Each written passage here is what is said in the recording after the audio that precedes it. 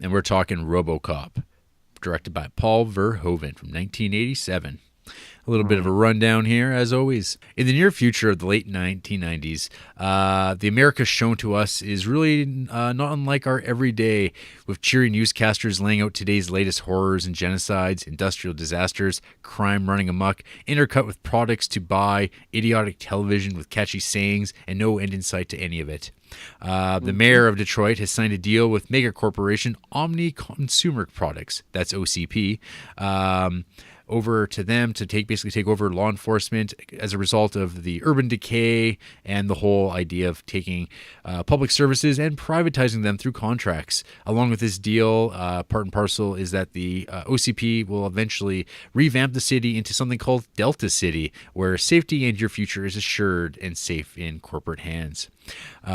We get to spend some time with the OCP Corporation, meeting senior president Richard Jones and his backstabbing underling Bob Morton. Jones's vision is of a manga-looking monster machine called Ed 209s, which will replace police with their own robot machines, and they can be easily controlled and will be effective in this new war on crime. But a horrific mishap occurs, allowing Morton to jump in with his own vision of the future of law enforcement, which comes in the form of something called RoboCop. This idea wins over the old man, which is indeed the patriarch of the company and his actual name in the credits, which I thought was kind of funny when I looked at it. And so plans proceed with this, but of course they're going to need a volunteer, and this is all, of course, to the chagrin of Dick Jones. So while this is happening, Officer Alex Murphy, played by Peter Weller, has just transferred to his new precinct and meets his new partner, Ann Lewis, played by Nancy. Oh, come on, man. You're blowing this whole episode for us. It's over, man.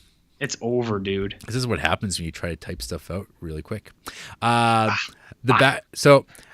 get the backdrop of the police station where there's threat of strike happening just because of ongoing dangers of criminals and their viciousness and their access to weapons. They've just killed like 5 cops that week.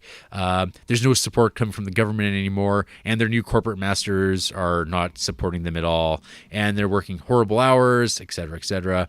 Of course, this line kind of sets up this idea of like they're law enforcement, they're not plumbers, and if they go, they can't quit. They're police, no matter what happens.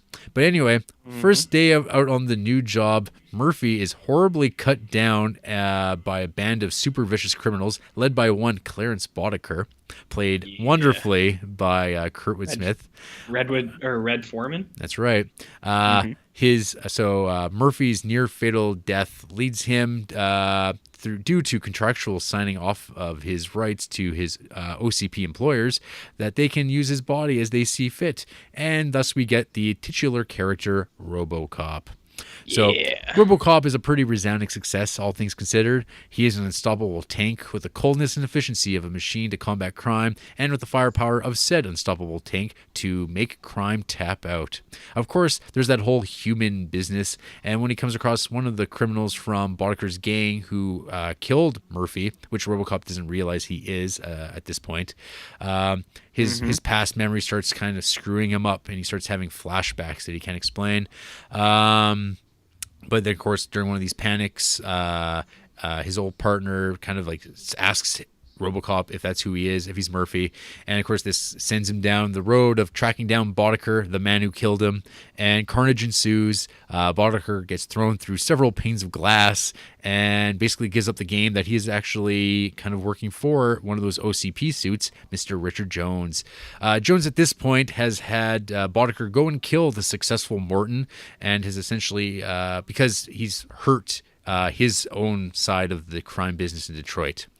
But anyway, so RoboCop is on to Dick Jones, but it turns out that Dick Jones is a smart guy, and in RoboCop's programming, he's made it so that his fourth directive, amongst his other police-like duties, is that he cannot arrest OCP employees. Jones reports that RoboCop is malfunctioning to the Detroit police, and of course, the police then have to turn on one of their own. There is a battle with an Ed 209, which is pretty cool.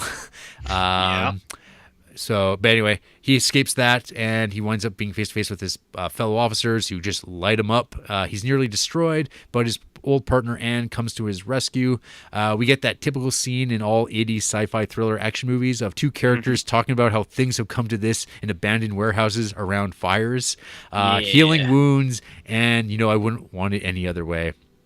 The police go on strike, and now Richard Jones has popped Boddicker out from jail, and his gang is up and running with anti-tank rifles, and they are on the chase to find RoboCop and take him out permanently. So we get another sweet-ass action scene involving toxic waste tanks, men exploding, and people being stabbed in the throat with spiky USB inputs. RoboCop heads on back to OCP to tie everything up in a tidy little package. A claymation man is thrown from the top of a building. Yeah. They cheer, we cheer, and his name is Murphy. So, RoboCop, what was your childhood like, RJ, in regards to RoboCop? I mean, this movie came out a little before you even existed as a human being. But for me, there's always a kind of a distant thing. I mean, I was always more of a Terminator kid. That was kind of my robot violent monster character. So there was, I don't know.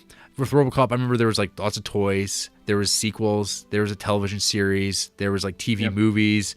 There was animated series. And I remember I just remember toys, honestly. I remember like maybe playing one of the video games at some point. And I know there's been comics. But yeah, it's always kind of been this thing that like I think I watched the RoboCop 2 actually before I ever watched the first RoboCop, and I was like, this is kind of a weird, crazy movie with like people's like faces and spines hanging out and doing their thing. And then like I think I didn't watch RoboCop honestly until like maybe the early 2000s. So I was like in high school, and at the time I thought it was like okay as an action movie. I didn't like think anything special about it. Right. I didn't pay it any mind. It was just kind of like, yeah, whatever. It's an action movie, but it's no Terminator. It's not even. It's not even Predator. Oh, come on. But as time has progressed, every few years or so, I'll watch it again, because initially the only way you could watch this movie for years and years and years was the theatrical cut. And then when Criterion put this out way back in the late 90s, they put out what was finally the X-rated version that was never released in theaters because it would have been rated X for violence. And so the big chase for a while there, when I was in the age of being able to watch RoboCop and wanting to watch it, was like you couldn't get it because the Criterion was out of print, and you had to settle for the theatrical version that was available until they released the 3-disc set. I think MGM put out that actually did have the complete version, and then when I watched that version, I was kind of like, oh, this is okay. I can get behind this. And then so like my impression of it's improved. And then like, but every time I watch the movie, it just gets better and better. And my appreciation for this type of action filmmaking, and like if you put it in the confines of like 80s action movies and like everything it spawned, there's some crap. But when you go back to the source material, it's so rewarding, RJ. I don't think I have to tell you that though. No, you don't. You're goddamn right. Yeah. Yep. So what does RoboCop mean to you? To me, oh shit. Well, you're right. Like I was born after this movie came out, so I don't have a ton of attachment to it. However, we did have some of those toys. I remember we had the RoboCop car, which as I just watched all 3 of the movies, I was like, he never did get a car. So I think it must have been from the cartoon. Yeah. From the cartoon, we had the car, but I think someone lost the RoboCop toy himself, because I never put RoboCop in his car. I think I always put like Bucky O'Hare in there or something and just ripped around with that bad boy. So that or the Game Boy Color game. I think it's Color. It might just be Game Boy game, but the Game Boy game I played a lot because I was a Nintendo kid, so I did lots of the gaming. And the Game Boy game has like the best song ever composed. So I'm particularly fond of that. But other than that, I honestly had no attachment to RoboCop until I probably watched it for the first time like 3-4 years ago actually. And I thought it was fucking awesome. And then I watched it again now, and I thought it was even better. So I didn't really, to be honest, or to answer your question, I didn't really have an attachment other than the car. But I just put other dudes in there, like Battletoads Yeah. and Bucky O'Hare and stuff like that. So Yeah. so that's that, man. Sweet. Yeah. Yeah. There's some pretty impressive things when I was like just reading about this movie, because like this movie's budget was $13 million, Wow. which is like comical. It's just like, I guess like the costume itself cost like $1 million though too.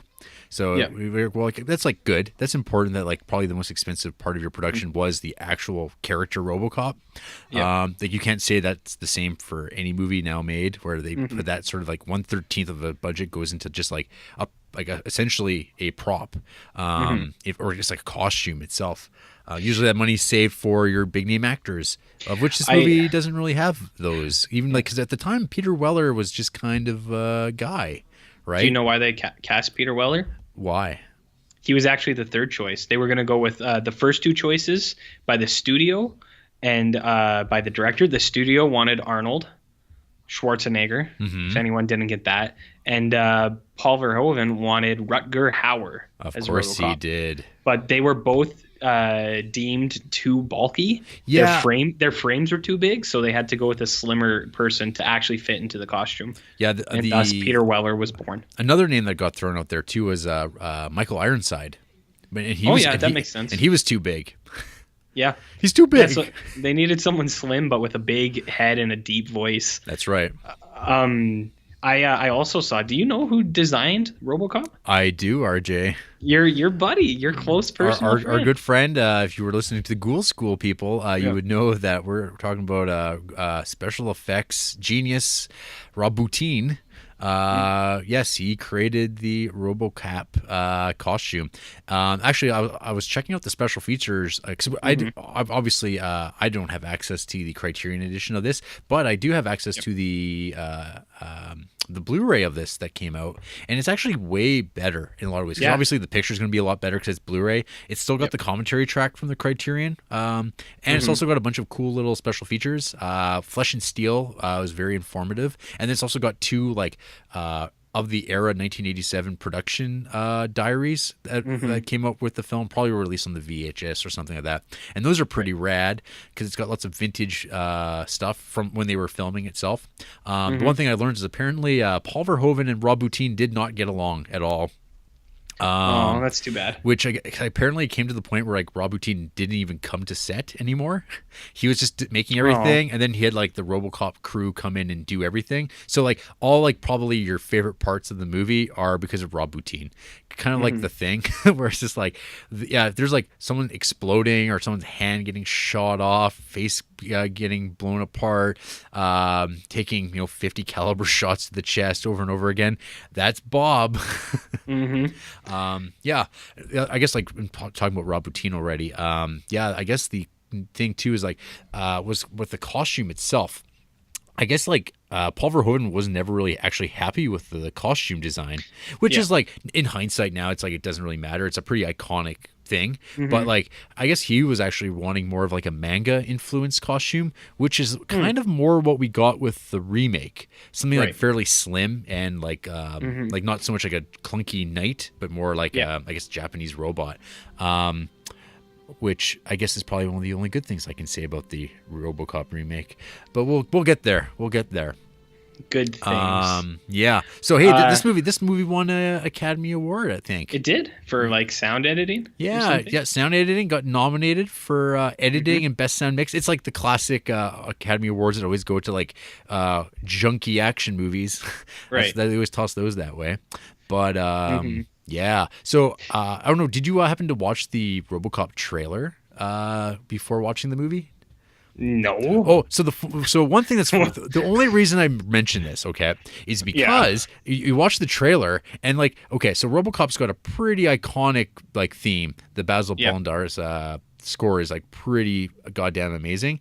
But in the RoboCop trailer, apparently the music hadn't been written yet when the trailer was put out there, so it just uses the Terminator music. Because they're both Orion films, and it's like so it just uses Terminator, and I'm like, well, I guess that's like the vibe they were going for. It's pretty funny. There's a pretty good little story too with Basil talking about how the RoboCop music was written, and just talking about like Paul Verhoeven was like in his studio and like stomping around and like enacting what he thinks the music should sound like. He sounds fun, man. Oh, so another cool Paul Verhoeven little story from the production side was, I guess, like, so obviously Ed 209 doesn't actually exist in the real world. Like, there's no actual thing there other than there's a prop. Metal Gears? Well, every robot, Japanese robot thing that you can imagine.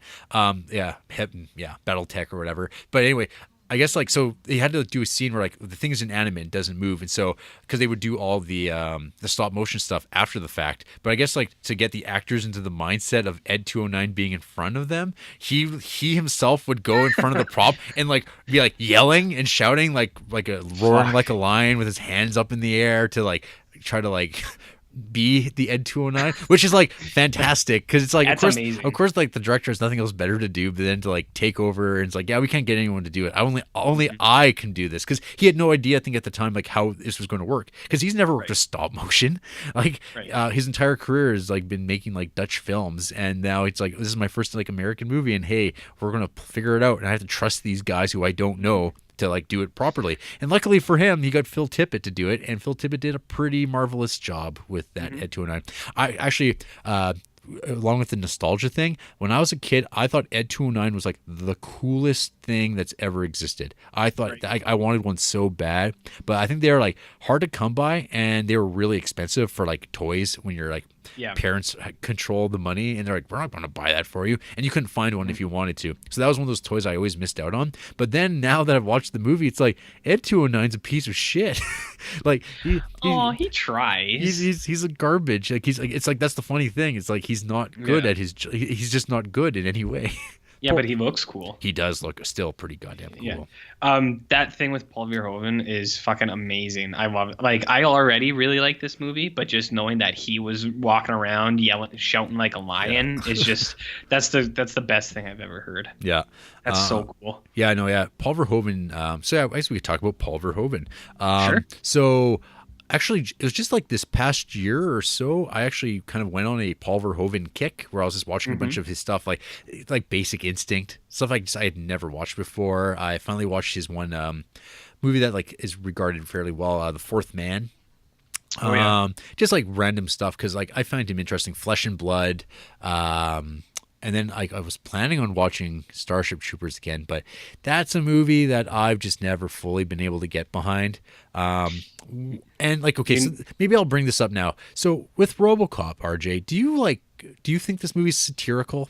That's like the one thing that like gets brought up a lot with this movie, talking about how it's a brilliant satire. And I always like go, what do people mean by that when they say that? Because I don't think that's like, I don't think that word means what people say it does, or at least, or maybe I'm wrong and I don't know what it means, because RoboCop is always talked about as like this great satire, and then they talk about that with Starship Troopers as being this great send up of fascism, and I've never gotten that sense at all from it.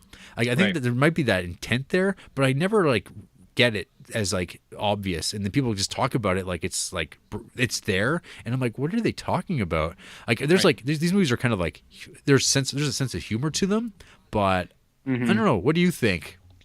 No, I also hear that brought up a lot, and I think I kind of agree with you. I don't see it as a satire that much. Like, I get all the themes. I get what they're doing, like, and like the stuff that they do poke fun of, like when they do like the commercials where it's like, we nuked the rainforest. Whoops. More at 11, like stuff like that. Yeah, like the board game Nukem and stuff like that, and like the laser blast killing 2 former presidents. It's like that stuff is obviously like, that's like satire. I think that stuff is, but the movie itself and like RoboCop and stuff, I think is like. I don't know. I don't think I would call it satire either. Like, I think it's just a pretty straight interpretation of like the themes that they were going for, and it shows like militant like fascism or like I don't know, like police states and corruption and stuff like that. Like, and don't forget, I think it's all super good. Yeah, and don't forget Paul Verhoeven's Jesus angle that he's like really into. Like, Yeah. it's like because like so in the one special feature he just like goes like he's it's like Christ. I always that's what really drew me into this, other than the violence, because there's like the one line of his where it's just like he likes violence, he likes violence in film. Right. And it's like clearly he does. But which is awesome. But there's this whole idea that like you have this character, this good man, he's like hands get blown apart and he gets killed, and then there's a resurrection.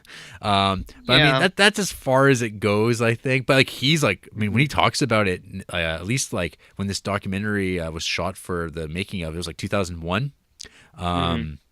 And he's totally like into this, and I'm like, interesting. And then like you listen to his like cinematographer, and like the way these guys talk about this movie, it's like they think that we really made this like real deal serious like science fiction film, because it's like I think like the one director Ken Russell, I think he said this is like the best science fiction film since like Metropolis, which is like 1927.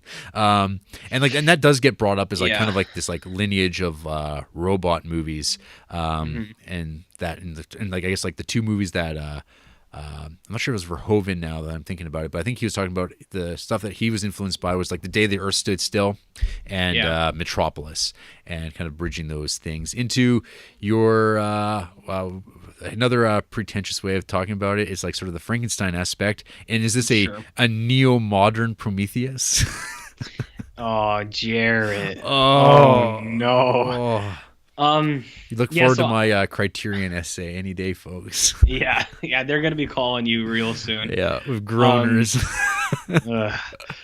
I saw that too. I didn't get that at all. So I guess maybe he did it in such a way. It was so subtle that it like he nailed it, I guess. But I didn't really think that, and I don't get the Frankenstein stuff either. But I guess it makes sense. Like, it's a monster that doesn't want to be a monster, and he's like jammed together. There's one scene that I think shows that well, is where he's like fading, like cutting in and out of consciousness, and it goes from like them testing on him to like them partying in front of him. And I find that sequence really sad, actually. So I guess it is kind of Frankenstein-y.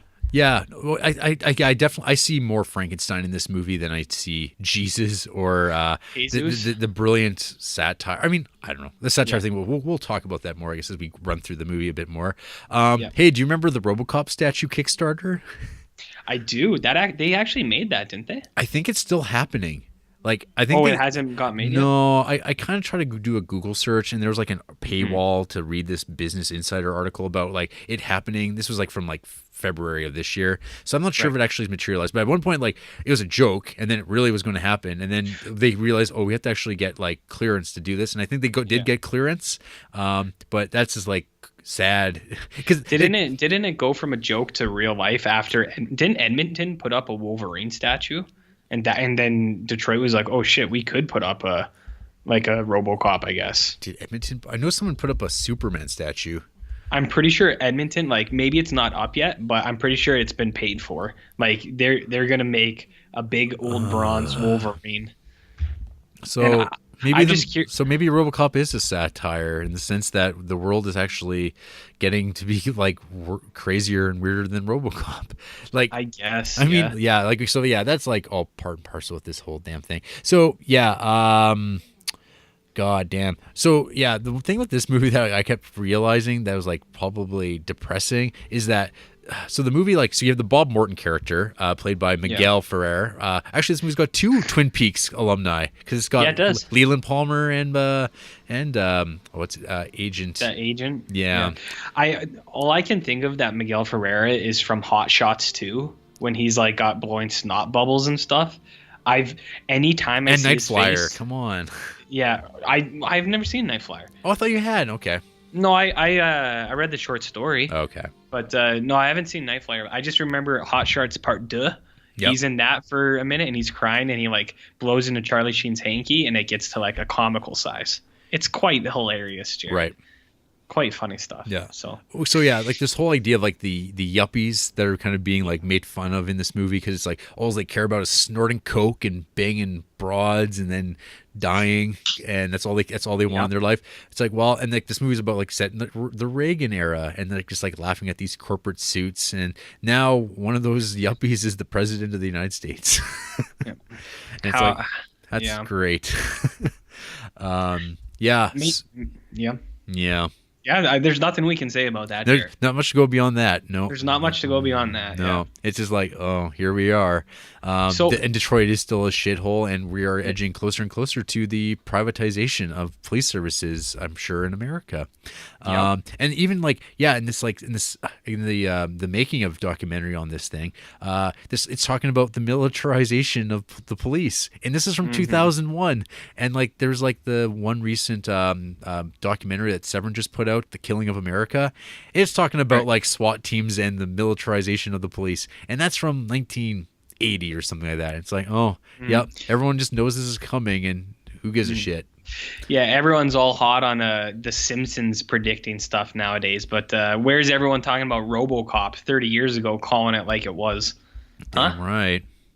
Yeah. So hey, do you like this movie? We haven't even talked about RoboCop at all. Oh, yeah, no, RoboCop's good. RoboCop's. Do you know what I mean? Yeah, RoboCop's good. RoboCop's like I don't know.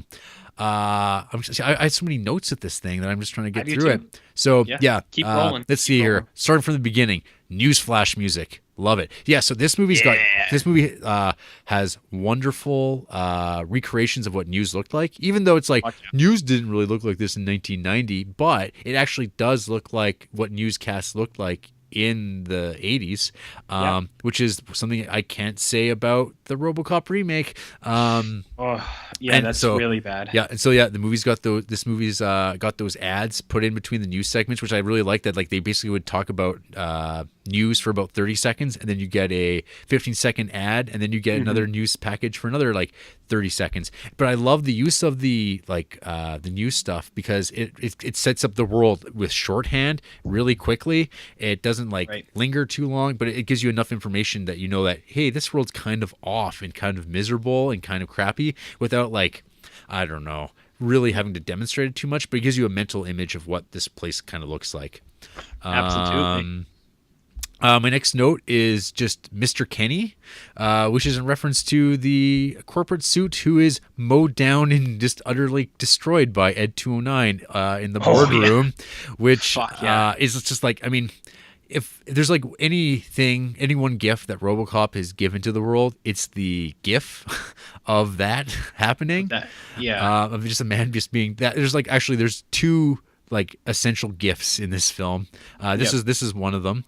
Where you just get a man just being blown apart. And I mean, you really get a taste of the Paul Verhoeven aesthetic when because you get the second pass of like bullets tearing him apart, and it's hilarious and horrifying. It's hilarious and horrifying. It's so funny. So I watched this with Andrea, and had she seen it before? No, she had never seen it actually. Okay. And actually, she by the end of it, she really dug it. I think I've mentioned before, the first 20 minutes, half hour, she was kind of diddling around on her phone, just doing other thing, magazine movie type of stuff. But she did get into it later on. But it was funny when the Ed shoots that guy. She was like, "Oh shit!" And then it just kept shooting him for another 15 seconds, and she was just like, "Jesus Christ." I was like, yeah, because I also made her watch Total Recall with me on the weekend, so she got a double dose of Verhoeven violence here. Yes. So, was she into Total Recall as well? That was another one. At first she wasn't, but she got into the story later on because they're both just awesome fucking movies, and it's they're irresistible. You can only fight it for so long before it draws you in. Yeah, they're great examples of 80s filmmaking, 80s action movies. Fuck yeah. Yeah, they're kind of unimpeachable. Bar none, they're the top. Yep. Well, yeah, I mean, they're part of that canon, right? Like Predator, Terminator. Yeah, they're the upper echelon. Yep.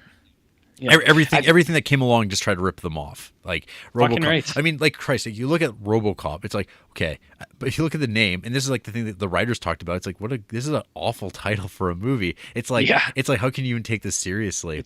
Yeah, I guess like one of the origins of the movie itself was like one of the screenwriters and a friend were like walking by a poster for Blade Runner, and he's like, "What's that about?" "Oh, it's about a cop who hunts robots." And he just like started thinking about robots, cops, cop robots. No, robot cop. No. There you go. And I guess like his co-writer had the idea like, well, I want to do a story about a super cop, and if he plugs it to an appliance and he gets powers, and so they combine them, and I'm like, oh, well, I guess things worked out for the best. Hey, you joke, but I mean, that's how Jurassic Park was created. That's how Schindler's List was created.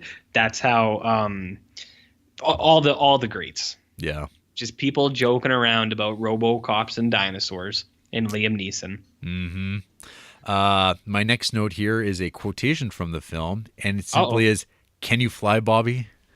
Oh, fuck. That part's so awesome. Man, well, so yeah, we'll just talk about Red here. Clarence Boddicker, Kurtwood Smith. Like, I mean, it's kind of funny because, like, how many actors can say they've had, like, two iconic roles? Because, I mean, when you look up this movie, everyone just talks about Red from that 70s show. And, like, I mean, I'm not crazy about that show or anything, but, I mean, the highlight of that show is always Kurtwood Smith. Like, he's fantastic. He deadpans perfectly. He's got such a great sense of humor and timing and being serious, and he knows how to play it well. And here he gets to play unhinged Clarence, and he gets like some of the best lines. We'll touch on all those as we go through here. He's just so greasy. It's awesome. Yep, and with his band of pieces of shit, one of which gets to throw out the line later on to, "Mind if I zip this up?" Oh yeah, so sweet. That's that's like one of the first lines even. Yeah. But hey, doesn't his other henchman, the dude who turns into the Toxic Avenger at the end, doesn't he look like Flea from Red Hot Chili Peppers? I think Flea wants to look like him. Like him? So all right. Yeah. I see what you're saying. Yeah. Emil, that's his character's name. It doesn't matter. It's Flea. Yeah. Yeah. What else you got there for hot notes? Well, and then I went, no one probably thought they were going to see Peter Weller's hand get blown off. Because that scene, no matter how many times I've seen it, I'm always like, oh, like, holy crap. No, so this movie's got a really weird structure too, because like, I mean, how many movies can you say that you've watched where like the hero gets like completely just devastated? Like, not like, oh, he got hit and then he gets to go to the hospital because he got shot in the shoulder or whatever. No, he gets like decimated. Like his hand gets blown clean off, and then he gets like shot through the head, and a big piece of flap goes flying out the back of his head, and it's just like horrifying. And you get the scene with his partner Nancy Allen looking out at him and just like getting just destroyed, and you're like, holy crap, you can't do anything about this. It's happening. Other than like emotionally devastated, like some of my favorite movies, like Chris Nolan movies or PTA movies. Nothing like this. But you know what's fucking hilarious about that scene? You know what's super funny? Like after he just gets completely annihilated with bullets, his partner's like, she says something like, "Call a paramedic." It's like, do you think he's fucking alive? No, I think you're misremembering stuff because she never. Is that a different scene? No, that's okay. That's after Kenny gets blown that's apart. When the guy gets blown up. No, because what happens is like she shows up and she just like cries silently, and then it transitions to them trying to save his life, and then you get the whole montage of him like getting powered down and started back up, and you get like the horrific line of "I think we should lose the arm. What do you think?" And they're like, "Lose the arm." Lose the arm. And it's just like, holy crap. Because like I think my next note there was like, this movie just flows. Oh yeah, it's so good. You're absolutely right. Yeah, but yeah, it's just like, 'cause I mean, this is like, ostensibly it's a superhero movie, right? And you get the origin story, but it's like, oh, you never seen one this is like dark and violent. Because but everything tried to copy this, like Darkman tried to copy it, and it's just like, it doesn't work. I mean, I don't know. Like, I'm not a fan at all of the Tim Burton Batman movie. I think that movie's like a piece of crap. Bad acting, and it's just a slog. It's just like the opposite of RoboCop. I've thought this since I was a kid. So I don't know. What if Brad Dourif was actually the Joker, though? That would have been amazing. It would have helped, because Jack Nicholson, boy, he's hilarious as Joker, but like in the wrong ways. Man. So anyway, you're right. It was that office scene where he got shot, but that is super funny because he gets equally fucked up by bullets, and they're like, "Call paramedic." It's like, no, he's dead. Well, he's kind of alive.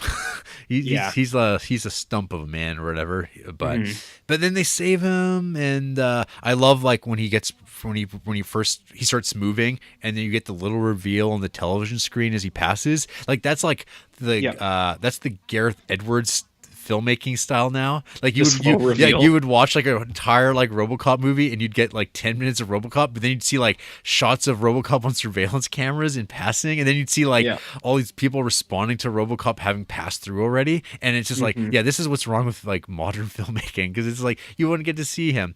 But they nail it here because they only do it for like 6 or 7 minutes.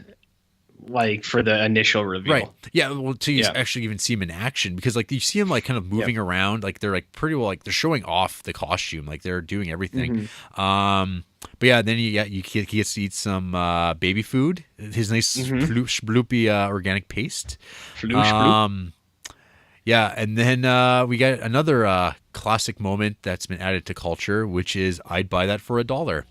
Which is where the origin of that expression, and whenever you've seen it on message boards or people have said it on Twitter, wherever you've looked, that is because of this movie. Hey, how well did they keep that alive in the remake, huh?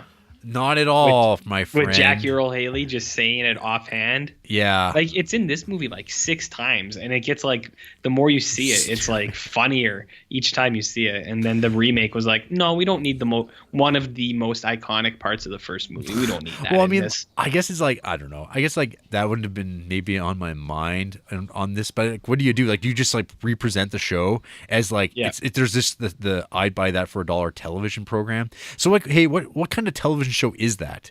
Like, what is it? Is it like a it's like comedy skits? It's all skits. It's not just he's always doing a sitcom. Yeah, well, he's always doing weird things, but like addressing the camera directly. Like he's either throwing pies at ladies or like women are falling on top of them with their boobs in his face, and he goes, Maybe it is a sitcom. I don't know. Yeah. Did you ever watch Extras? The Ricky Gervais show.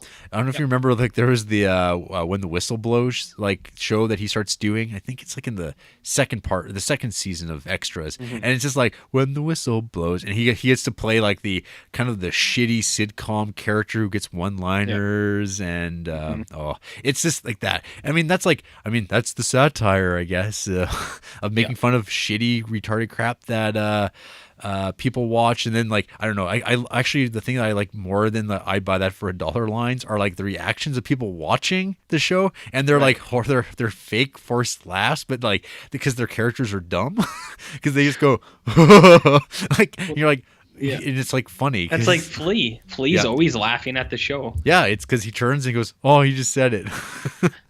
He said the line. He did it. Yeah. Good stuff. Yeah. And then we get another line here of just "fuck me, fuck me, fuck me."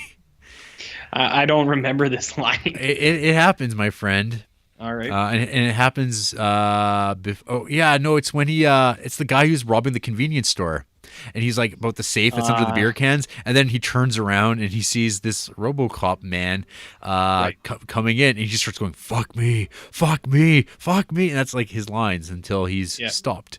Until he gets punched through the dairy. Yeah, he gets clotheslined through, like it's kind of a weird into the dairy cabinet. And he goes flying forward, which is like, wait, he's clotheslined. He would just fall straight down. Oh well, we'll forgive you, RoboCop. And then of course we get the iconic line of props to even our show of "Your move, creep." Yeah. That's right there at the In 36. the rape scene? That's at the 36-minute mark. We get the cock shot. Oh, yeah. And of course, famously replicated in that Our RoboCop remake web kind of compilation thing that some dudes made around the time of the actual RoboCop remake. And I posted that over on the Facebook page. Oliver actually emailed us to like make sure that we posted that, and I was like, "Oh, my friend, I'm far ahead of you because that is like one of my favorite things I've ever seen." Had you seen it before, RJ? I had never seen that before you posted it, and because I had always thought, like, after I had watched this like 4 years ago, the one scene that always stuck with me was like he shoots that guy in the dick. I was like, that's the funniest fucking thing I've ever seen. And then when the remake came out, I went to the remake with some people, and I was like, you know what? I bet he doesn't shoot a guy in the dick. And they're like, what are you talking about? I was like, he fucking shoots a guy in the dick in the original movie. And they're like, whatever. And I was like, oh, well, whatever to you then. But that scene always stuck with me. And then last week I saw that get posted, and I was like, what is this? And then and just dudes with dicks out everywhere. Man, that was amazing. That thing, the escalation of that is just like perfect comedy. I just love dark at the end, comedy. It's like foremost rapist or something. It's just that naked guy just standing there. Do it, do it. Yeah, and just the fact that his boner has like the creakiest wood sound. It's so awesome. And the music. And the music. Yeah, the music is great too. Yeah. But yeah, I think I was actually having a pretty bad day, and then I watched that, and I was like, you know what? Things are gonna be okay. It's really turned the ship around. Yeah. Oh, and it's at this point that I wrote the main theme of RoboCop is so amazing. Because it is. Yeah, it's absolutely amazing. The as I said before, the only thing that could have been better is if they jammed in that Game Boy music, but it was not meant to be. That's another piece of art. But yeah, the main theme is just fucking awesome. Mm-hmm. And then there's another great line here. I think when he's I think it's like the one police commander, chief or whatever, or SWAT leader guy. He's like, terrorism is a very tricky business. And I was thinking, like, is that terrorism that's actually happening in that building? Because it's like a former politician who like lost his seat, and he's like kidnapped a bunch of people at City Hall. And I was thinking, like, that weird slippery slope of how things get labeled as terrorism, depending on whoever's in power. Anyway, so then the next quote here, I think, will resonate with you, RJ. Mm-hmm. Iron butt, boner, even asshole. I'm not even kidding, Jarrett. I wrote down both of those things, iron butt and boner, in quotation marks, because I thought that was so funny. Do you mind if I just interject for a moment about that scene in general? Yeah. That scene is so fucking bizarre. Oh, man. Because they walk in. Ronnie Cox's caress of his hair. Yeah, because you know why that's weird? Because that dude was dumping out and he never fucking washed his hands. And then he goes and touches that dude's fucking hair. I think it's all there. That was all intentional. Yeah, I know it's all intentional. Me and Andrew are watching it. And because like when they come in, you see the guy's his feet on the toilet, and Andrew's comment, I'm not even kidding, I wrote it down, was, is this guy shitting standing up? What the fuck is wrong with his legs? And I was like, because I knew like he'd come out. I was like, I don't know. And then the whole time they're talking, Andrew's like, he hasn't washed his hands yet. He hasn't washed his hands yet. I was like, I know. And she's like, oh my God, he's going to touch his fucking face, isn't he? And then it just slowly goes through his hair. And she was like, she almost gagged. She was like, oh, that dude was fucking dumping out so bad. And he even makes a comment where he's like, I'm number 2 around here. Yeah. Which is just like, okay, I guess maybe this movie is satire. Or maybe Paul Verhoeven just is a comedic genius. Well, okay, like, so my comment when I was watching this was, the villains in this movie are so good, and like, man, like, cause like they're so memorable. Like, you spend so much time with them, and like you really get to know them as like other characters. Like, they're not just dumped out and like afterthoughts. I mean, just like or it's set up as just you just fucked with the wrong guy. Lovely. My literal or my actual second note was, this movie has the best bad old white guys. Yeah, because they're all awesome. Like all the old bad white businessmen. So fucking good. Yeah, like I love it.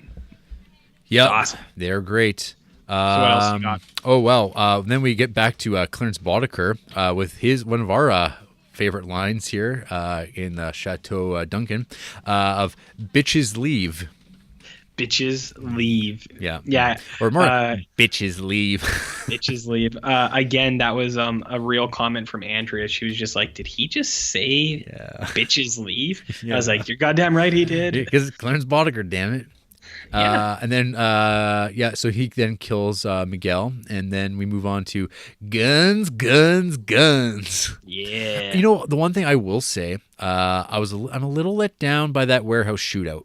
I think it's a little lackluster. Which one?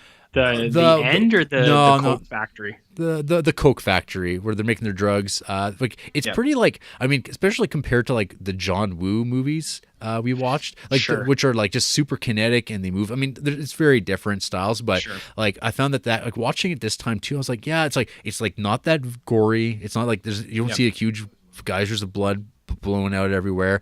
I mean, the real payoff to that is just watching Kurtwood Smith getting tossed through panes of glass, or at least his stunt double just getting tossed about. So I mean, I'd say that's a strike. That is definitely, I think. I mean, for what's come before it, it's kind of not so great. But hearing him going, "What is this shit?" that part's awesome. I also when he's getting thrown through all that glass, I was just thinking of like Wayne's World 2. Where there's the guys who move the watermelons back and forth between the streets, and then the guy who moves they move the pane glass back and forth. They're like, what? He's like, what are these guys doing? They're like, oh, they just have to move this thing from one side of the street to the other. He's like, what are you doing? He's like, we just got to make sure there's always plenty of watermelons so that later when they drive, they can crash through it all, because there's so many like big open windows in that factory, which is like, this is more than there should be. Yeah. But it's fine because it's just so that there was more stuff to throw them through, I guess. So I dig it.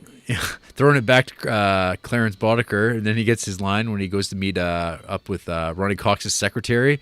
He's like, maybe after I'm done with her, maybe you could fit me in. Fit me in. It's like real smooth operator. And of course, like when they pulled up his rap sheet, one of his charges was rape. Rape? Question mark? Yeah, just rape. He did it, but he's out. Yep. He's out and about. Yep. So my next thing here is some advice. Don't drive into toxic waste tanks. That is pretty good advice, because there have been days where I've almost done it just out of boredom. Yeah. It's like, I'm going to fucking do this. I want to be the toxic. I want to be the toxic Avenger. Yeah. I love how like it's so awesome that he comes out and he's just fucking like mangled. Oh, the and his one hand is like like spaghetti. Like his fingers are all noodly and shit. It's so fucking cool. Like it's so horrifying, but again, it does the horrifying and hilarious, because it's like this might be like, as you watch it more, it starts becoming funny, kind of like Silence of the Lambs, kind of like Happiness, RJ.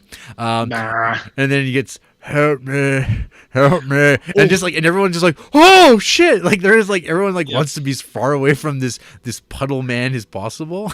That's I was gonna say, one of the reasons I really like this movie is because people's like reactions to things are so genuine. Yeah. Like he goes up to Ray Wise, and he like touches him.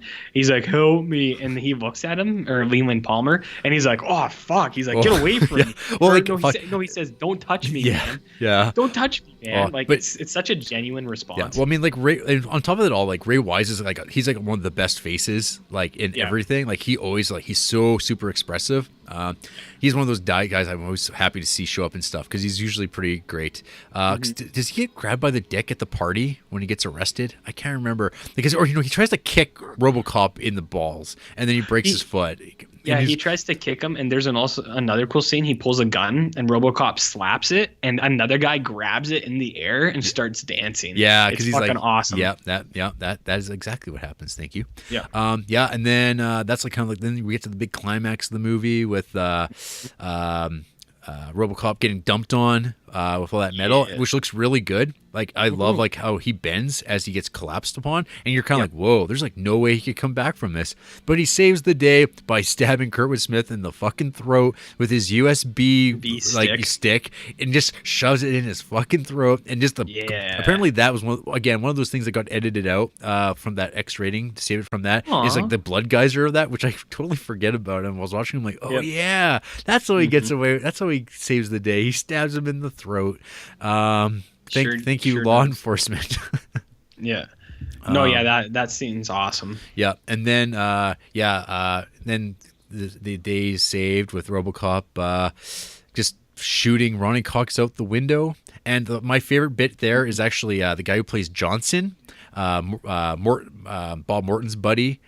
He's the black guy in there, and he's like joy of like he knows it's coming. He's like yeah, and he's like nods. He approves very much of Ronnie Cox getting thrown out. And then we get some questionable overlong arms on that claymation man falling to his death. It's so like it's kind of funny, but I know, but it's like kind of like it's like that's the best way they could have done it. Because I mean, I think about like men being thrown out of building movies, like a Die Hard or something like that, and they always like there's always something off about them because I don't know they're always trying to go for like we want this to look like the actor, but this went in the opposite direction of that. Right. Where it's like I thought about that too, but I was like, man, I don't even care. I think that's so fun. Yeah. It's fun. And then we get the sweetness of what's your name, son? And just Murphy, and then fucking RoboCop. It just smashes on, and then the music kicks in. And you're like, yep, this movie is pretty rad. Mm-hmm. Yeah, I love that ending when the credits just fucking jump right at you. Yeah. Oh, it's awesome. Yeah. Oh yeah, here we go. My Paul Verhoeven quote: "I like violence. I like violence in movies. I wanted to show Satan killing Jesus." Oh. Okay. Yeah. And just like, and Paul Verhoeven's like disdain for the material before he made it. It was just like, this is silly and stupid. It's rubbish. But I guess like his wife actually convinced him because she like pulled it out of the junk pile. Because like this movie was being like shopped around and everyone was just like, ugh, RoboCop. Like that sounds like god awful. Like, and it does. It's a terrible title. But yeah, I guess like his wife's like, there's like something else going on with this, and it's like really violent. And he perked up. He's like, oh. But violence, you say? Yeah. Other thing too is like Pierre Weller is really good in this movie, considering like what he has to work with. I guess he worked with a mime coach for the movie too, which actually like why? Just like to figure out how to move and like how to like act. Like because like it's a different one thing to be able to like have full movement and like you're like a normal person, but like now you're like now you have to act like a robot man, and like how do you like communicate movements subtly? And I mean, so he worked with like a Juilliard like mime like coach, like PhD or whatever in mimery, because there's such a thing. But apparently they worked together, and then they worked together before they actually had the costume.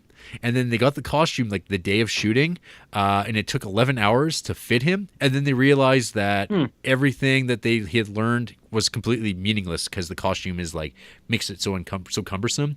And I guess then they had a blowout because like Peter Weller was like, I'm not prepared to do this, and like Verhoeven's like, no, we have to go. We have to make this goddamn movie. And I guess after a little bit, they realized he was wrong, and so they gave him time to get prepared for it. And they described it as like bird-like movements. Because there's like lots of like little stuff there's like lots of stuff that he does. You're like, wow, that's like really nice. Like just like attention to detail, like with what he's doing and stuff like that. Because I mean, Peter Weller, I mean, I don't think you could really describe him as a very animated performer in general. Like when I think about Peter Weller, I mean, he's usually pretty like lackadaisical, because I always think about him in like even like Star Trek Into Darkness, like his like hilarious delivery of the line when like Kirk or Spock or whatever is like found out about Khan, and he's just like, oh shit, you found out. Like that's like what Peter Weller does. He's pretty nonchalant dude, and so they found a good cop with Peter Weller. Mm-hmm. He was good in that animated version of The Dark Knight Returns, which can be connected back to RoboCop because Frank Miller wrote 2 and 3. Mm-hmm. So he was pretty good in that. I think. Well, I mean, that's kind of my run through on RoboCop. So maybe you should talk about RoboCop 2 and 3. 2 and 3, but I haven't even talked about number 1. Okay. I'll go through just a few things I had, but I Sorry. actually a lot of the stuff I wanted to talk about, I broke into your stuff like the dump scene and stuff like that. Iron Butt. Iron Butt and Boner. Yeah, I thought that was awesome. Actually, I'm just looking through my stuff and I was like, I think I might have actually talked about all the things I wanted to, other than a few things. So like, when RoboCop goes to like save the mayor and he punches through the wall, and like pulls a guy through, I was like, I wonder if this was like it's like the first time I've seen it. But a year earlier, Frank Miller did it in the Dark Knight Returns comic. So I was like, I guess that's there. I think there's a really funny scene when a reporter asked RoboCop like what he should say or his advice to kids, and he's like, "Stay out of trouble," and he like delivers it so like menacing. I thought that part was awesome. So you know what's really weird? Yeah. You know the scene where he goes to like his old house and it's being for sale? Yes. Being for sale. It's for sale. So he's like walking around the house and then he goes into the kitchen and he just sees like a huge pile of fucking garbage, like old withered flowers and like a photograph of his family. Yeah. Like that stuff's actually there. Like, cause he picks it up and like manipulates it and stuff. So like, it's so confusing. It's like they're selling this house and it's all empty, but they just left a huge pile of garbage just on the fucking table. In the kitchen? Yeah, just in the kitchen. Like, it was very bizarre. I was just gonna say one other thing. I really like how slow RoboCop is. Right. Like, and I guess that's just because of the limits of the costume and like not exactly what they wanted, because as you said, they wanted like a slim manga type of dude. But I like that he's slow, man. Like it makes it so he's like, I don't know, he's not as like invincible, I guess, like because he is invincible with bullets, but he's also just like real fucking slow and just like walking around and shit like that. Right. So that's super cool. And then I guess, so I talked about most of this stuff, but the last thing I'll say is I think they set up that last scene super good, where it's like the way he presents himself with like the directives, he can't do things, and then people getting shot down in the conference room, and then like the videos, like all that stuff gets set up in earlier scenes. It's good filmmaking, Jarrett. Yeah. That's all I want to say. But actually, the big main point is that guy took a dump and didn't wash his hands. Yep. That's the number one thing I want to say. And then some people went and made RoboCop 2, and I don't know if they washed their hands. No, they didn't wash their hands. So RoboCop 2 and 3, I watched those today. Number 2 is not too bad. It's like, I think RoboCop 1 is actually a genuinely good movie, like really good. So I think anything else like in the series would pale in comparison, but RoboCop 2 is fine. Like if you were really into RoboCop and you wanted just more, RoboCop 2 is not bad. Yeah. So as we said, it was partially written by Frank Miller. Like I think he did like story credit. He gets story credits or something. So I don't know what that really entails. Like maybe he's just like, I want to have a big robot that just has a spine and a brain in it. Like maybe that's enough to get credit. But yeah, so RoboCop 2 kind of picks up like RoboCop's part of the police again, but it's a little weird. Like you feel like at the end of the first one, he kind of discovers his like humanity, at least a little bit. Yeah. But in the second one, it's like kind of gone again. Like people call him Murphy sometimes, but he's still like a programmed robot. So you're like, oh, that's a little weird. And then there's like Tom Noonan is there as a drug lord, which is pretty cool. Right. And there's a shitty little kid who is also part of the drug cartel. And he's kind of annoying, but Tom Newman's there and he's the bad guy. He's the big bad. And then later his brain and spinal cord get put into one of those Ed unit, or it's like a modified Ed, like mixed with RoboCop. And there was another thing that was weird. Like, so in this one, they're talking about like how they're trying to make another RoboCop and how they have all these new models, but they keep failing because of the people that they put into it. But it's like, why wouldn't they just, but they're all like different models. Why wouldn't they just do the same thing? Like RoboCop worked out. It just adds to the idea that Murphy's special. He's unique. Yeah, so it's because otherwise it'd be like, why we can just make RoboCops all day long, and they can be all over the world. Right. And so the idea is like, well, we have to make RoboCop unique, and then you also get the added bonus of like, now we get to show all these horrific failed RoboCops, because obviously like everyone would try to make more RoboCops. I just see it as world building, RJ. World building. No, yeah, I know. It's like that's not a big issue for me. I was just like, okay. But no, I think number 2 is actually pretty good. It's got some decent like action scenes, and there's like partial CGI kind of, or it might be stop motion, and it's not bad. It's not distracting. So that's pretty good. So I would say RoboCop 2 is a recommend for anyone who wants more. Yeah. Well, I'll just say RoboCop 2 I watched, I guess, for the first time, I guess a couple years ago, and I don't really remember much of it. I kind of even forgot that Tom Noonan's like the bad guy in that thing. But I always thought that movie, like it's like not bad. It's not bad. Like it's like a decent action movie. As far as like sequels go, you could do a lot worse. Yeah, you could do worse. And you did do worse because you watched RoboCop 3. Yeah, and RoboCop 3 is just a turd of a movie. It's really bad. Where do you even fucking start? Like, it's just all the same shit that was like the same conflicts they had in 1 and 2 are just brought up again, where it's like OCP is or like they run the police and the police have had it, so they want to put the police on strike, and they want to like take away the jobs. And then it's like RoboCop who has like new directives again, which is like so fucking weird, because like you think he got rid of all that stuff, where it's like he couldn't do this, he couldn't do that. So there's like new things in this one, and then there's more stuff where it's just like, oh, he's a machine, baby. Like actually, so the bad guy from Billy Madison, he's in this one as like the bad guy, and he's like, he's a program. You just change him to whatever you want. He's not a real human. But then everyone calls him like Murphy, and it's like a whole big point about it. So it's just like, I don't know. By the third one, it's just like so played out, I think, that it's not entertaining anymore. You don't have Peter Weller in it. You got Robert John Burke, who I only remember as being like a bad cop from the Person of Interest TV show. Okay. He's like a corrupt cop or something. That's all I've ever seen that guy in. And he kind of looks like Peter Weller, like when your skin's all stretched out on a robot skull. He looks like that. He kind of looks like that. But he's not very good.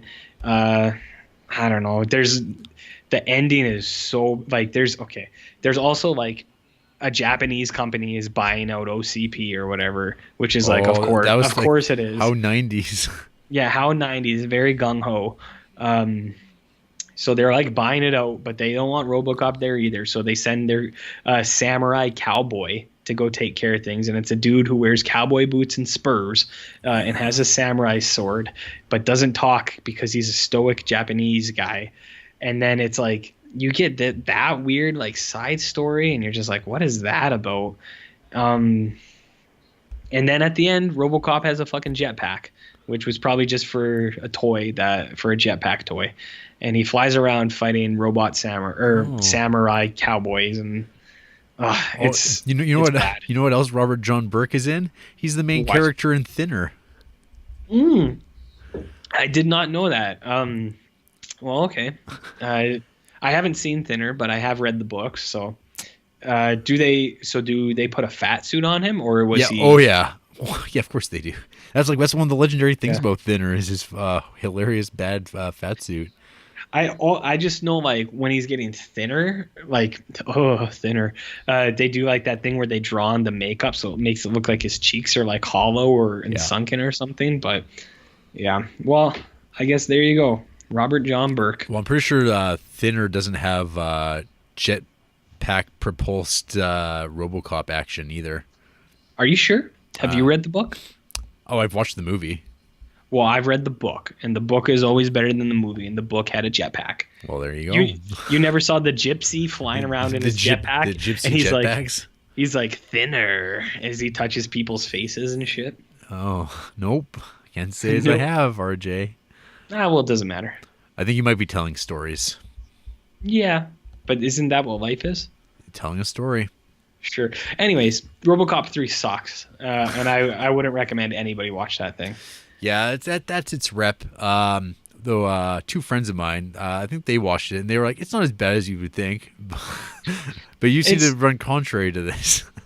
I don't know. Well, I'm going off of the last two movies I watched were RoboCop, which is amazing, RoboCop 2, which is pretty good, and then RoboCop 3, which is just not good. So it was a huge decline, I guess. Are you gonna pursue the RoboCop lineage? Are you gonna watch the Delta City Adventures in the cartoon and the TV movies and the television series and all the RoboCops? Are you gonna do that, RJ? Is that what your life's gonna become?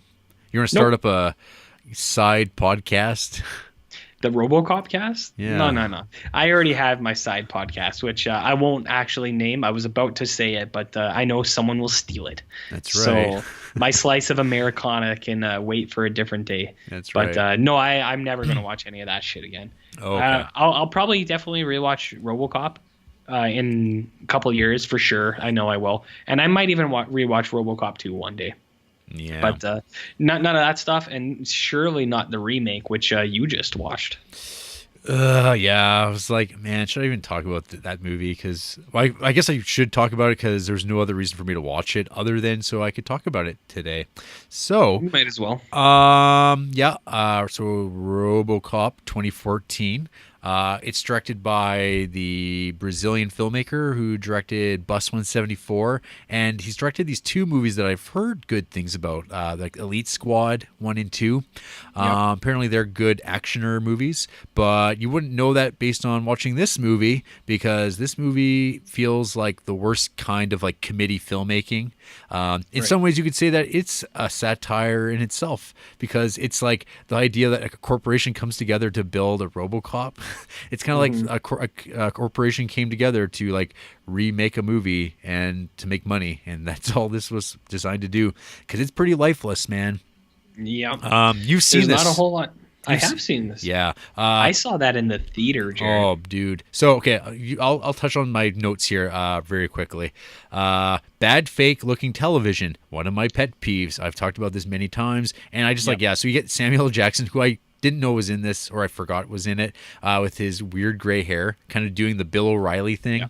And he's not bad in it. Like I kind of see where they were going with it, but it looks like junk. And then it transitions into like Metal Gear Solid 4 land, where we get like future, like basically it's like drones. We're all talking about drones, and so now we use Ed 209s being deployed in Iran, which I guess we get the sense that's been liberated, but the people there don't want to be liberated by robots. But nonetheless, the filmmakers decide, hey, we're going to have these like brown people, but we're not going to subtitle them to like explain their side of the story. They're just like rabid people talking randomly, and they're going to blow up American robots. So it's kind of like played in this nebulous way, and they never go back to that at all. They never touch on what was up with that setup. And it's like, that was actually kind of maybe a more interesting movie than them doing a RoboCop remake. But no, like whatever. So that pissed me off. Let's see here. There's my note about dehumanizing the brown people. Like all good remakes have. Yeah. Oh yeah. So we get the new music. Oh god, the remix of the music, the Basil music is just shit. It's like it sounds so wrong. It's kind of like when you listen to like the remixes of like the Halloween theme, like the classic John Carpenter Halloween, and how they just start getting things wrong over time because people start thinking I have to put my own twist on it, but it's unnecessary. You don't need to put a twist on a classic. Stop it. So the music in this stinks. So there's dirty cops because there's always got to be, because that's one thing that was missing from the original movie. It was dirty cops because it's lazy. It's like every movie's got to have dirty cops in it because dirty cops exist. But sometimes we don't need to go down that route. It's cliched. So the thing is where it diverges is Murphy is an established cop. He's not new on the scene. He's just like he's in the middle of the case. I don't even know the name of the actor who played RoboCop. I don't care. He just seems like exactly like actor studio. Joel Kinnaman. Yeah, who the hell's he? He was in Suicide Squad, Jarrett. He was Rick Flag. Of course he was, because he's generic and a leading man type. But like, there's nothing that like he has no qualities, none. Yeah, well, he's actually known for that hit AMC show, The Killing, which I've never watched. Well, there you go. But I think that's his big claim, and then because of that, he got RoboCop and Suicide Squad. But I mean, he's not really doing much else. Yeah. Oh, hey, you know the screenwriter for this? He's got 2 films under his belt potentially. He has this and Gambit. Oh, the movie that's never fucking gonna come out ever. Yeah, pretty much. That movie's dead. Because like Channing Tatum doesn't want to do it. It's lost, I think, 3 directors. Are you pronouncing it dead here, November 16th? November 16th. If that movie gets made, if this movie gets made, I'll eat my hat. 3 directors dropped out. Channing Tatum has like basically doesn't even acknowledge its existence anymore. And even last week, Fox said they're going to reboot all the X-Men movies after Logan. So okay. it's dead. Like it was supposed to come out last year. Okay. And it hasn't even like started. Fuck Gambit. So, my notes here: handheld shaky camera rama. It's just like it's just all over the time. It's like it's making you feel intense, RJ, because you know what RoboCop the original needed more of. It needed fucking handheld cameras. It's like nope, it didn't. It's like it's a cheap action movie thing that like they just throw in for no reason. Right. At one point, you actually get to see the current Criterion logo, like on the screen, like multiple times. It's like a weird, like statistical backdrop in like Michael Keaton's like display room. Because Michael Keaton's the bad guy and he's super bland. It doesn't do much. What about Jackie Earle Haley and Gary Oldman? Oh god, okay. I don't even star-studded cast. Yeah, Gary Oldman. I mean, is he in this movie just because he's in Batman Begins and like so he's probably like we'll get him in it because he adds gravitas. He's a great actor, and so this is like all these remakes. So this is he is, isn't he? He's in the Apes movie. They just get him to do stuff. He's like him being in stuff because people say, oh, he's like the best part of Sid and Nancy. It's like, well, was he like? It's like I don't know. I kind of I'm very wary of the Gary Oldman thing. Yeah, I know. So anyway, UGG CGI spaces, which kind of goes back to the whole thing about like Beauty and the Beast earlier in this episode, where just like there's just a panning camera over Michael Keaton and Gary Oldman who are just standing in an empty green space, and the camera's just moving for no reason, even though there's nothing dynamic happening, but they don't want the audience to be bored. So the camera just moves, and you compare this to like this like empty room with just 2 people standing in a boardroom. Compare that to in RoboCop, whenever you're in the boardroom, it's packed with people, and there's a bunch of people all like busy because it's actually an active space. And the time that when there's only 2 characters standing in the room is because it's late at night, not the middle of the day, and you know, it's like, oh, there's a reason why, because now the space is empty because something illegal is happening. Like, it actually has like a purpose, whereas this is just like, this is dramatic, and we have 2 characters standing in rooms because it's just like TV and other dramatic TV shows. It's again, lazy, uninspired filmmaking. Moving camera for no fucking reason.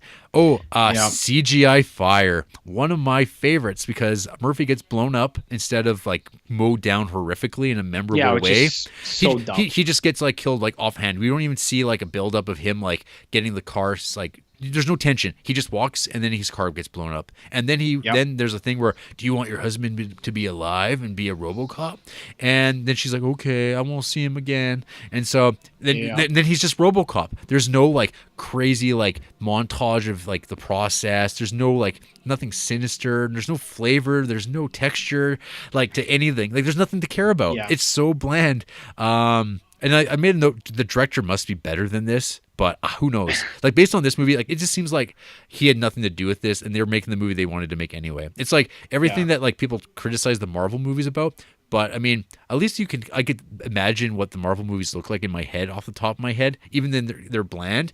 This movie, though, is just, like, hideously there's nothing, like no one gives a crap about this movie. This is going to be no one's favorite movie, and I checked, there's 1 fan of this on Letterboxd, and it's like obviously a fake abandoned account that isn't real. So this movie has no fans. Screw you, fucking RoboCop 2014. We better make it black. Another note of just big empty rooms with 2 people talking. Oh yeah, no one has ever asked about the inner workings of RoboCop. So there's this like prolonged little like minute or so where they're explaining the science of RoboCop, like how does he live, how does he get calories, and like I'm like, no one cares. Yeah. No one cares about that. Like that's Nobody cares. It's like what's it's again RJ's world building. And then we get Robo angst. We get Murphy like, oh, I'm struggling because like now we get the family, which in the original movie they just abandoned that shit. There's no like you touch upon it in flashback, but you don't actually see the family. They're just gone. Nobody really cares. No one cares. Exactly. They care about people getting torn apart by 50 caliber bullets and people being running into toxic waste dumps. They don't care about pathos in their goddamn RoboCop movie. Like, Nope. No, not one bit. The disconnect of what Hollywood screenwriters think matter. Pathos lol. Oh yeah, we get a weapon scene like James Bond. We get a scene where he gets to pick out his weapon and stuff. I'm like, oh, good, because someone thinks that's a great idea, because the studio owns James Bond or some garbage. Who knows? My compliment is the costume isn't as bad as people would claim it is. Just because it's not the iconic costume, the costume actually looks good. I think it's like they go the black route, which is kind of dumb. But I mean, in the context of like the militarization, like why would RoboCop be bright and silver and glimmering? It doesn't make practical sense in that like stupid, gritty, realistic way that the world is, but at the same time you're making a RoboCop movie, and I don't know. That's I mean, I didn't think the costume was near as bad as people say it. That's like the furthest thing from a problem with this movie. And then I just wrote, this sucks. And then I wrote my last comment because, I have two though. People who commit crime or stand around in public and cheer. That is the entire world of the Detroit in this movie. There's two types of people who are like the citizens. There's the people who commit crimes, and then there's the people who just stand around and cheer RoboCop. That's it. That's all the population's made up of. Another failing. And then like just like the general like weirdness of this movie, like ending as abruptly as it does, it kind of reminded me of because it's been a while since I watched Iron Man, but like the whole thing where it's like RoboCop fighting Jeff Bridges on top of a building. This is kind of like we get that, but it's like not even like remotely exciting. It's just RoboCop shows up to arrest Michael Keaton. Michael Keaton has the OCP cannot be arrested clause in his programming, but instead of like paying off to that, no. RoboCop just like forces himself to fire his taser gun because that's exciting, and he just like kills Michael Keaton with one shot, and that's the end of the movie, and it's just over. And then like you get this thing with Samuel Jackson yelling at like the future people for like not changing the law about allowing drones to be sold in America, and that's the end of the movie. And it's like, oh, RoboCop's fine, folks, offhand, and that's the movie. And it's just like, what a waste of time. This movie's like 20 minutes longer than like the first movie. It doesn't do anything with it except for like add, I don't know, the family scenes, moving cameras, and like about kids being like his son being anxious and being fearful, and like CGI readouts and crap. This movie is junk. Yep. You heard it here first. Yeah, the remake is junk. Well, we're running long, so you know what? It's time to hit our favorite moment of any episode, guys. Who hates this movie? And that is RoboCop, the original. So 1 star from 10BJ. I had a RoboCop toy back in the 90s. Parents probably bought it for $1 because it stopped working after a few days. So fuck that toy and fuck this film. I'm not sure if that was just a way to get like a doll bought at that for $1 joke in there. Yeah, that seems unfair to the movie. Just because you were bad or you don't know how to use a toy. Yeah. Like, you know what I mean? That's his problem. Yeah. Not the movies. 1.5 star by Chronic. Mostly such trash. Mostly just trash. Oh my god.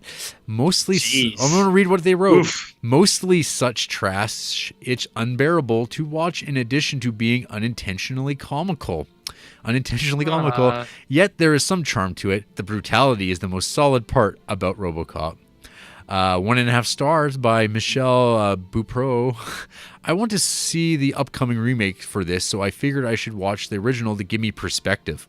Can't imagine it being too hard for the new one to top this snore. I did love Kurtwood Smith hamming it up to high hell as the villain, though. 1.5 star by MVD Broke. A classic, but not superb. 1.5 stars. What? Yep. on. 2 stars by Cactus Matt. Ultra-violent action film is grim to the point of depression. Cheap effects have dated poorly, and most of the characters are woefully unlikable. Like, cheap effects. It's like, god damn. Like, RoboCop looks amazing still. He looks amazing. All the practical effects are good. The only thing you could say is cheap is maybe the claymation thing at the end. And I even like that, man. Like, these people are so fucking petty. What do they want? And then 1.5 star here from Evanston Dad. A surprisingly nasty and off-putting action film from 1987. They basically review, like, okay, an intelligent screenplay would have used this setup to explore some moral questions about man versus machine or nature versus mechanization. At the very least, it would have explored the psyche of Weller's character a bit more, examining the act of killing from the point of view of someone who's neither completely human nor completely mechanical. But this isn't an intelligent film, so it opts instead to wallow in sadistic and graphic violence. By the end of the film, whole scenes are being set up for the sole purpose of seeing people flayed, dismembered, immersed in toxic waste, and killed in other splatter porn variations. It's a film that invites you to enjoy it as a bit of escapism and then makes it difficult to have fun with it. That's bullshit. Grade C-. This guy's talking about an intelligent film. All the shit he just named is like super cliched stuff that gets like dumped into movies. Like, it's like, yeah, man versus machine. Fuck off. Like, go watch Transcendence with Johnny Depp, where his consciousness gets put into fucking satellite dishes. There's your man versus machine, just like ham-fistedly delivered to you. Yeah, I mean, come on. It's like, I think he just doesn't see like what they did at all. He wants like things that are obviously laid out to him, not like subtle in actual intelligent filmmaking. Damn right. Fuck him. Well, yeah, I think that concludes our discussion of RoboCop.